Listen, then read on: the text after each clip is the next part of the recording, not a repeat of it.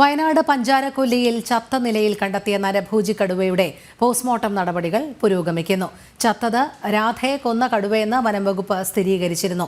38 നിരീക്ഷണ ക്യാമറകളിൽ പതിഞ്ഞ അതേ കടുവ തന്നെയാണ് ചത്തുകിടന്നതെന്ന് ദൗത്യസംഘം വ്യക്തമാക്കി. ഏകദേശം 7 വയസ്സ് പ്രായമുള്ള പെൺകടുവയാണ് ചത്തത്. പുലർച്ചെ 2:30ഓടെ കടുവയെ ചത്ത നിലയിൽ കണ്ടെത്തുകയായിരുന്നുവെന്ന് CCF KS ദീപ പറഞ്ഞു. അതേസമയം പഞ്ചാരക്കൊല്ലിയിലെ കർഫ്യൂ പിൻവലിച്ചിട്ടുണ്ട്. അർജുൻ PS ചേരുന്നു. അർജുൻ, ഏറ്റവും പുതിയ വിവരങ്ങൾ. രോഹിണി, ഇപ്പോഴും പോസ്റ്റ്മോർട്ടം നടപടികൾ തുടങ്ങിയിരിക്കുകയാണ്. ഇത്തരത്തിൽ ഇപ്പോഴും തുടർന്നുകൊണ്ടിരിക്കുകയാണ്. അല്പസമയത്തിനകം തന്നെ പോസ്റ്റ്മോർട്ടം നടപടികൾ തീരുമെന്നുള്ളതാണ് നമുക്ക് മനസ്സിലാക്കാൻ സാധിക്കുന്നത്. അതിനുശേഷം ഇവർ മാധ്യമങ്ങളെ കാണുന്നുണ്ട്. CSF അടക്കമുള്ളവരുണ്ട്. അവരടക്കം മാധ്യമങ്ങളെ കാണും എന്നുള്ളതാണ് നമുക്ക് മനസ്സിലാക്കാൻ സാധിക്കുന്നത്. എന്തിനാൽ തന്നെയും ഈ കടുവയെ ഇപ്പോൾ കൊണ്ടുവന്നിരിക്കുന്നത് കുപ്പാടിയിലേക്കാണ്. കുപ്പാടിയിലെ RRT ക്യാമ്പിലേക്കാണ് കൊണ്ടുവന്നിരിക്കുന്നത്. ഇതിനുശേഷം കടുവയുടെ ജഡം ഇവിടെ തന്നെ സംസ്കരിക്കും എന്നുള്ളതാണ് നമുക്ക് അറിയാൻ കഴിയുന്നത്.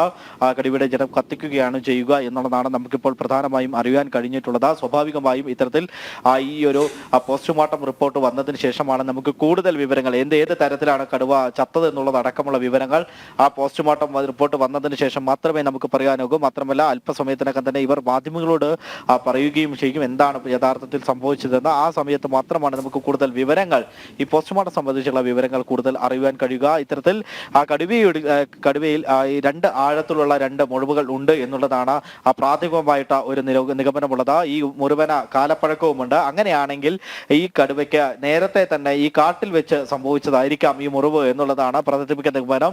മാത്രമല്ല, ഈ മറ്റ് കടുവകളുമായി ആക്രമണം ഉണ്ടാകുമ്പോൾ അല്ലെങ്കിൽ അത്തരത്തിൽ കടിപിടി ഉണ്ടാകുമ്പോൾ സംഭവിച്ചതാണ് ഈ ഒരു മുറിവ് എന്നുള്ളതാണ് പ്രധാനമായും ഇത്തരത്തിൽ വനംവകുപ്പ് പറയുന്നത്. അങ്ങനെയെങ്കിൽ ഈ മുറിവാണോ മരണ കാരണം എന്നുള്ളത് പ്രധാനമായും പരിശോധിക്കേണ്ടിയിരിക്കുന്നതോ, മാത്രമല്ല ആന്തരിക അവയവങ്ങളിൽ എന്തെങ്കിലും വ്യത്യാസമുണ്ടോ അല്ലെങ്കിൽ ആന്തരിക അവയവങ്ങളിൽ എന്തെങ്കിലും പരിക്കേറ്റിട്ടുണ്ടോ എന്നുള്ളതടക്കം പരിശോധിക്കേണ്ടിയിരിക്കുന്നു. അതിന് കൃത്യമായി ചിലപ്പോൾ ഒരു ദിവസമൊക്കെ കഴിയേണ്ടി വരും. അത്തരത്തിലുള്ള പരിശോധനകളൊക്കെ കൃത്യമായി നടത്തേണ്ടതുണ്ട്. എന്തിനാൽ തന്നെയും പഞ്ചാരക്കൊല്ലിയിലെ ജനങ്ങൾ ആകെ വലിയ സന്തോഷത്തിലാണുള്ളത്. ഇത്രയും ദിവസം 4 ദിവസമായി തങ്ങൾ കിടന്നുറങ്ങിയിട്ടില്ല.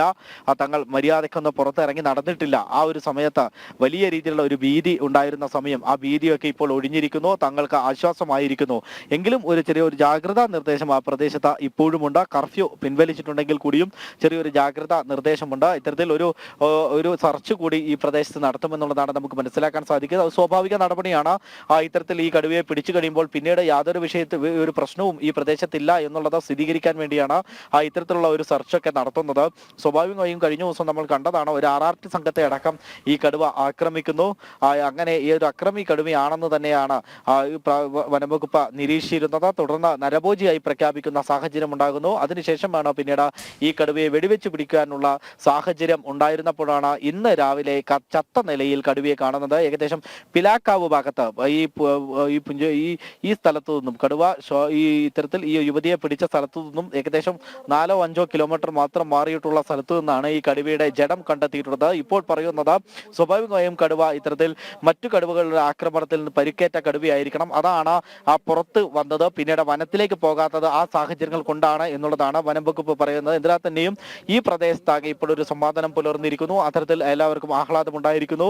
വനംവകുപ്പ് പോയപ്പോൾ അവർക്ക് ജയ് വിളിച്ചുകൊണ്ട് മുദ്രാവാക്യം വിളിച്ചുകൊണ്ടാണ് അവർ വനംവകുപ്പിനെ തിരിച്ച് അയച്ചത്. അത്തരത്തിൽ വലിയ രീതിയിലുള്ള ഒരു സന്തോഷം അവർക്കുമുണ്ട്. നേരത്തെ മിഥുൻ നമ്മളോട് പറഞ്ഞതുപോലെ തന്നെ അവരുടെ ഈ ഒരു ഭർത്താവ് പറയുന്ന ഇപ്രകാരമാണ്. അതായത് ഇനി ആർക്കും ഈ ഒരു സാഹചര്യം ഉണ്ടാകാതിരിക്കട്ടെ. കടുവയെ പിടിച്ചതിൽ സന്തോഷമുണ്ട്. പക്ഷേ ഇത്തരത്തിൽ മറ്റാർക്കും സംഭവിക്കാതിരിക്കട്ടെ. കടുവയുടെയോ അല്ലെങ്കിൽ മറ്റു വന്യമൃഗങ്ങളുടെയോ ആക്രമണത്തിൽ മറ്റൊരു ജീവൻ പൊലിയാതിരിക്കട്ടെ എന്നുള്ളതാണ് പ്രധാനമായും ഇത്തരത്തിൽ ഇവരുടെ ഭർത്താവ് പറഞ്ഞിരിക്കുന്നത്. അതുകൊണ്ട് തന്നെ ഇത് തന്നെയാണ് ഓരോ വയനാട്ടുകാരും പറയുന്നത്. സ്വാഭാവികമായും തങ്ങൾക്ക് ആവശ്യം ശാശ്വതമായിട്ടുള്ള ഒരു പരിഹാരമാണ്. അല്ലാതെ ഓരോ സമയത്തും മൃഗങ്ങളെ പിടിച്ചുകൊണ്ട് പോകുമ്പോൾ ഒരു പരിഹാരം ഉണ്ടാക്കലല്ല. ശാശ്വതമായ, അതായത് കടുവയോ അല്ലെങ്കിൽ മറ്റു വന്യജീവങ്ങളോ പുറത്തേക്ക് ഇറങ്ങാതിരിക്കുക, ജനവാസ കേന്ദ്രങ്ങളിലേക്ക് ഇറങ്ങാതിരിക്കുക എന്നുള്ളതാണ് പ്രധാനമായും വയനാട്ടുകാരുടെ ആവശ്യം. ശരി, അർജുൻ PS ആണ് വിവരങ്ങൾ നൽകിയത്.